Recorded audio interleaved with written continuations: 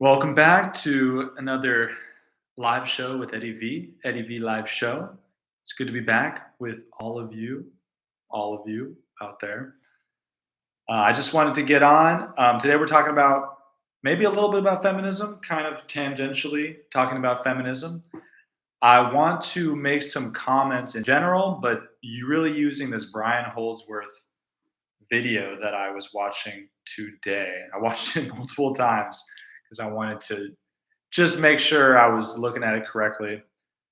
First, before I start talking about it, I want to say Brian Holdsworth, kind of hard to say now. I remember watching him maybe a little while back. He's a Catholic influencer, I guess you could say. Seems to be got a pretty good head on his shoulders. I like a lot of his stuff. I've been kind of mowing through it recently. Um, Before, I don't know why I didn't watch him. Just wasn't really about it. But recently, I've been getting into it. He's got some pretty calm takes. I would say he's very calm. He seems to be very level headed. So I want to say all that before I talk about this because I think I have some disagreements maybe with him. I want to be charitable. I want to give him the benefit of the doubt, but I also want to put forth my ideas here and see how they land. So he made this video, and this must have been maybe 2 years ago, but he's talking about this whole situation with Lila Rose. Mostly, he talks about some other stuff. He's really good at bringing in different things and kind of surrounding a specific topic. But I want to say the main topic was surrounding Lila Rose. And I don't remember if this is exactly what was going on, but I know there was a situation where Lila Rose was getting more popular. She's usually known for pro life stuff, which is awesome. Pro life is great. But she was also dabbling into the feminism topic, which right off the bat, I think for her is going to be an uphill battle if what I believe about male female relations and how males and females should interact in their different states of life and in public sphere. Um, this might be difficult for her because she's married for sure. I believe she's a mother of multiple children, but she also seems to have two careers as well. And for me, that's going to be an immediate red flag. Immediate. But I'll talk about that maybe later on in the show. I want to get into it.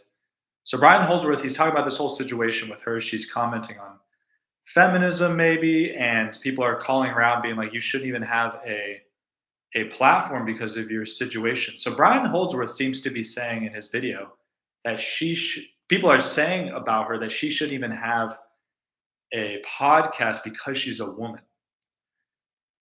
And maybe there are some people saying that. I haven't seen that. I've seen some people say it because of more of her marriage and children situation.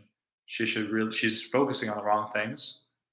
I haven't heard, but if they're saying that, I would say no, that's no go. There's no rule against women having podcasts or being in the public sphere. But I think where my big issue with his comments comes in is how he describes the overall situation of feminism, maybe in the US or in the West or in the world at large today. He seems, in my opinion, to really downgrade the issue of feminism and just goes off on the people that he says are going too far the other way. And he talks about paganism, how we don't want to go back there because of how badly they treat women. And he's talking about these women's sob stories, whether, true or not true. He doesn't really provide a lot of background for it. For example, he's saying that the Catholic Church really initially waged war against abortion because men were making women abort their children alive. Like, I think he said the Roman Empire. That might be true or not true. I'm not sure. But, this is kind of one of the sob stories he brings up with women pre-church, which I think can have some good evangelistic, assuming it's true, you don't want to lie, but assuming it's true, has some good evangelistic effects, showing how great Christianity was for women and for for society in general. So he has these women's sob stories, but then he gets into this whole situation iteration where he's just saying, women are allowed to teach, women are allowed to have authority, women are allowed to have podcasts and all this stuff. And I'm like, okay, who cares? I don't even care. That's not the issue of feminism today. That is just not. You are totally misrepresenting the issue of feminism today. Can women have authority? Sure, in specific circumstances, we'd have to get a little nuance there. Can women teach? Yeah, they can, but we'd have to have some nuance there. Can a woman teach a 5-year-old? I'm not going to prevent them. If it's their own 5-year-old, go ahead, teach them. Teach away. Am I going to say that a woman should be teaching from the pulpit at a mass? It's like, no, no, they should not. So I obviously I think that deserves a little nuance. Being fully charitable, maybe he's just painting in broad brushes here, and he's saying women, there are opportunities for them to teach. There are opportunities for them to have authorities. Like, sure, great, but he then goes off on the people going against feminism and saying you're going too far. You're making all these broad strokes, and you're being too mean to women, and you're putting down women, and you're saying women should just be at home and shut up. And I want to push against that because the current societal atmosphere is, it's not like he's like talking about Aristotelian mean. We are not even close to the mean. And that's the issue I'm having. He's pretending that we're like, oh, we're like a little over to the feminism side. And I'm like, brother, brother, we are not even, if feminism is over here, we are off. I can't even show. It's like it's over here. We are off the map. And what do I mean by that? Women have even if it was like egalitarian, like and we just wanted men and women to be exactly the same. Even in that sense, women have an insane disproportionate amount of power in society today. And it's fake power. It's not real power. It's human law power, basically. Social justice power. What do I mean by that? Well, with the advent of different laws and technologies, women are just ruling the roost, basically. So when we have technology, different technologies, I'm not going to go through all of them, but different technologies can make women not as strong as men, but appears as strong as men. If a woman and a man operate a forklift, there's an illusion there that they can do the same amount of task that requires a certain amount of strength. So that's how technology makes them the same. But with that, women come into the workplace, they feel like they can do the same jobs as men. So that throws the economy off balance there. And that's going to directly affect the family there because now women think that they're independent. And that's gonna be a whole mindset. We don't have to go into all of like the mind melding stuff of media, Jewish media, um,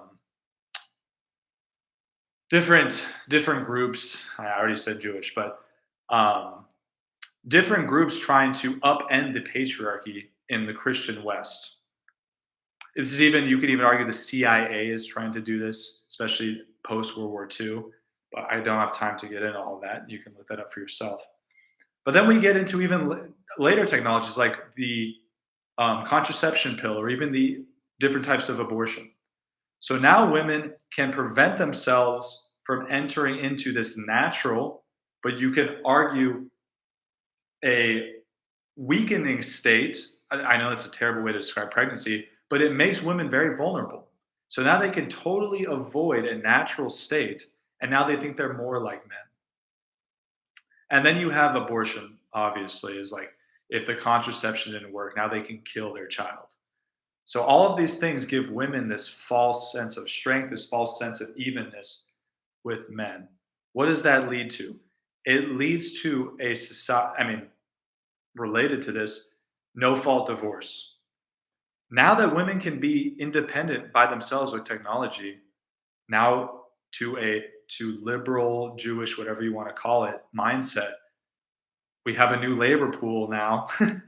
So now we can have no fault divorces.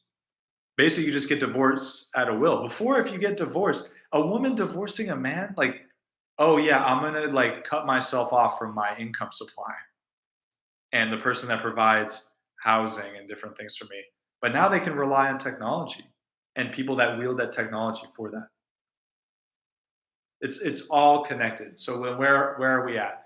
Women, no fault divorce. Guess who in the relationship between a man and a woman, who is initiating divorce 70 to 75% of the time in America?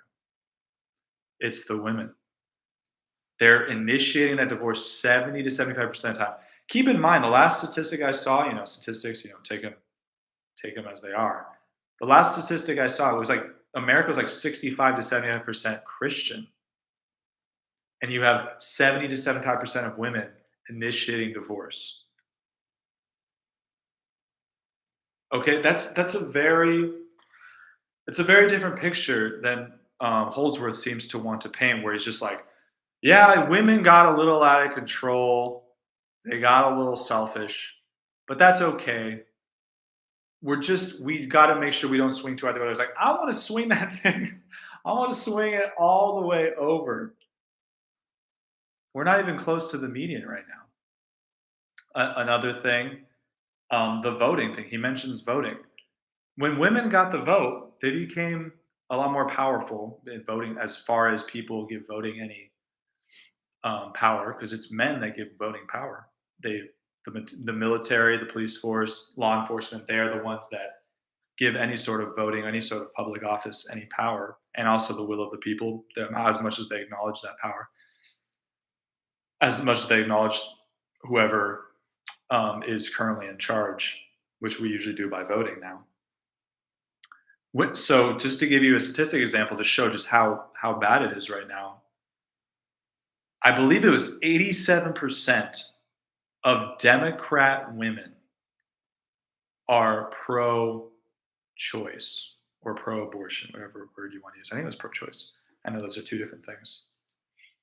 That is what we're dealing with. So it's like, what is the real problem here? Is the real problem like men right now are oppressing women, that they're not letting them teach and they're not letting them have podcasts? Is that the issue right now? I don't see that issue at all. I've never seen a woman be denied a podcast ever.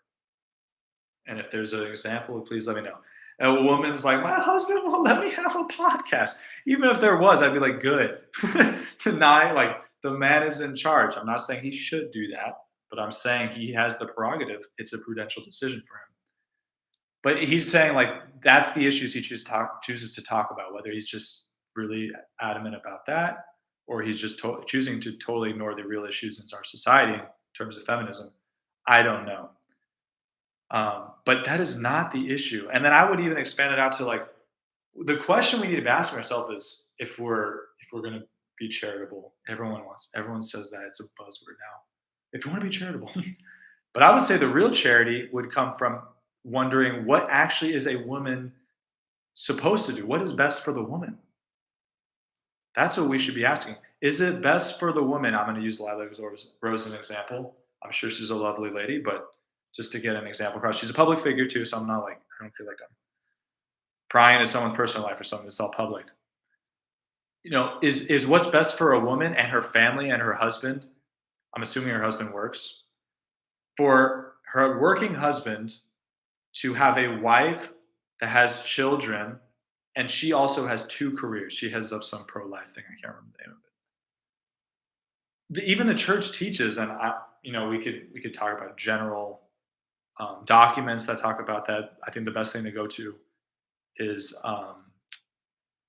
Casti Connubii, Pope Pius XI, on Christian marriages. I believe the original name was on Christian wedlock, which I think is a lot cooler.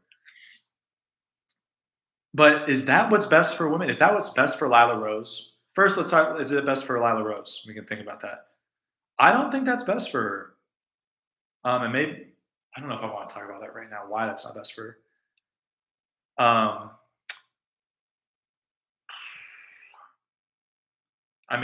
I would argue it's not best for a lot of reasons. Let's move on to maybe the more obvious stuff.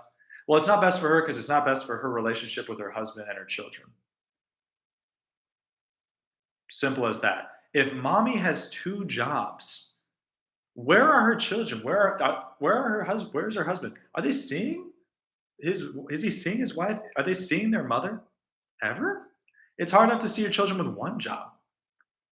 I don't have children, so maybe, everyone just immediately call me a hypocrite.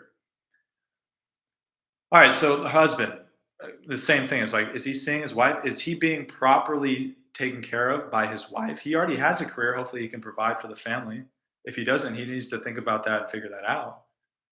And I know there's people in some situations they're trying to work that out, and I understand that. But the ideal is a one income family. Right?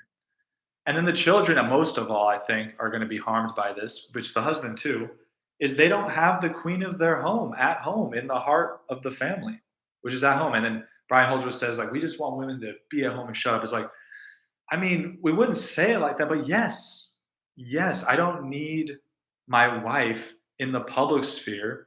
If there's a way we can do it where it doesn't affect the marital aspect and the mother children relationship, if that's doable, it's doable. I don't know if that's true. But the way she's doing it is like a career. It's not like a hobby or anything.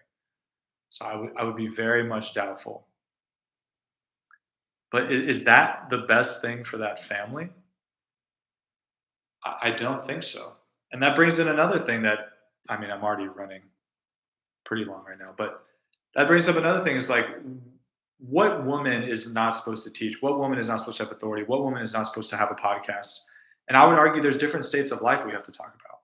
A single woman who is of age, in America it's usually considered 18, is of age.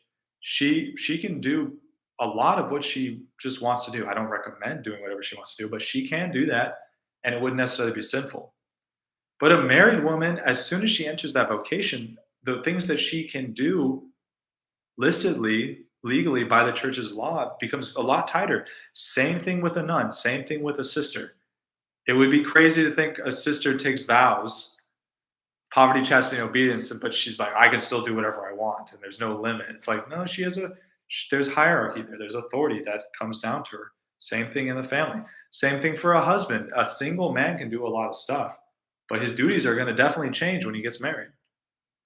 It's just the reality. So we also need to make that distinction, which it doesn't seem that was made, and maybe he made another episode, being charitable. But I'm just addressing, if someone just watched this episode, I would be like, and they're taking things, oh, this is just gospel truth. I'd be like pushing back on that. Is there anything else I want to talk about real quick? Yeah, what is best for a woman? I think we need to definitely, and then maybe this is my last point. So my first point was, I feel like he's diagnosing the problem of feminism in society completely wrong, or just downplaying it to the maximum, saying like, oh, we're actually overcorrecting the other way. It's like, there's no correction. I don't see any correction. People like the red pill. It's like, the red pill is affecting people that aren't, at least in theory, are not Christian. Any Christian should be able to see the red pill and be like, no, obviously.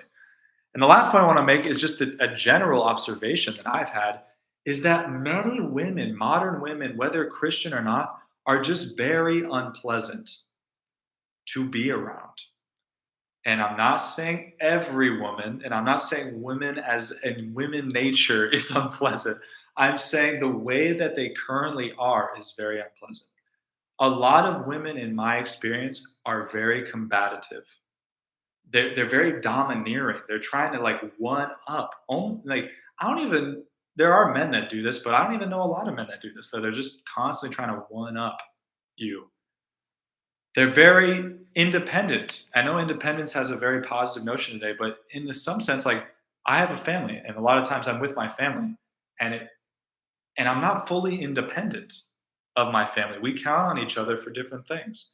And for a woman to pretend like she's dependent because she's got technology and her own money and stuff is like, brother, if the apocalypse happened tomorrow, you would starve to death. It's like, you're not independent. But they're just overall unpleasant. And I think that's something that needs to be talked about more. Not saying that men are not unpleasant. I'm sure there's everyone I can't even believe I just even opened that can of worms, but it's every time you say something about women, it's like, well, what about the men? It's like, can we just talk about the women for a second? They're very unpleasant. And the problem is that when we have this attitude, like I think Brian Holdsworth maybe has in this video, is like, let's steer everything away from the women's responsibility. It's like, you can't treat them like men and give them all these responsibilities that in theory they're equal to men now, so they can have. And then they never are required to fulfill those responsibilities or be responsible for themselves. It's always someone else's fault. So it can't go both ways. It has to. You got to do a two-way street. So it's either the men do have more responsibility, but they need obedience from their wives, particularly their wives, or it's that women want to be all free and like men now, and they need to bear the responsibility for being really unpleasant or wanting to be independent and the results of that. Um, so I think that's maybe an ignored notion. And obviously, that's just my anecdotal experience. Um, if you're a man and you every time you meet a woman, it's just like rainbows and butterflies, then I just I really can't say anything to you. But I think the statistics bear it out. It's like marriage is plummeting, divorce is rising, babies are not being made or born. What could that possibly mean? What does that data tell you? It's like, oh, it's telling you that women are actually very kind, helpful, and empathetic. I would disagree. I would be like, it's telling you that they're a lot of times just nagging people, really annoying, really confrontational. That's what I think it'd be telling you. So those are my 3 points. The 3 points, I'll just reiterate them again. I think Brian Holdsworth was maybe diagnosing the current situation society of feminism. No one's asking the question. Maybe there are people. Actually, Timothy Gordon seems to be on this. He's maybe the only one that I'm aware of. Timothy Gordon seems to be asking the opposite question of like, what is best for a woman, right? From that perspective, instead of just kind of trying to rate feminism on a high-low scale in society. And then the third thing is just the reality that I see, and some other people have seen. Some people disagree strongly with me, and I'm willing to hear their arguments. That women now, modern women, are very unpleasant to be around. And I know I'm unmarried, so maybe it's my excuse. No, maybe I don't know, but that's just my experience. I can just tell you my experience of that, and I hopefully look forward. In 100 years, when people watch this video, they can comment on it when I'm dead and tell me their experience. So if you watch this video, if you like the content, or you disagree with me, even subscribe, like the video. Thank you for watching. God bless you. I will see you on the next one. We're going live all the time now. We're just doing it. We're just go live. So we're doing it. So thanks for any support, and I will see you on the next one. Good night.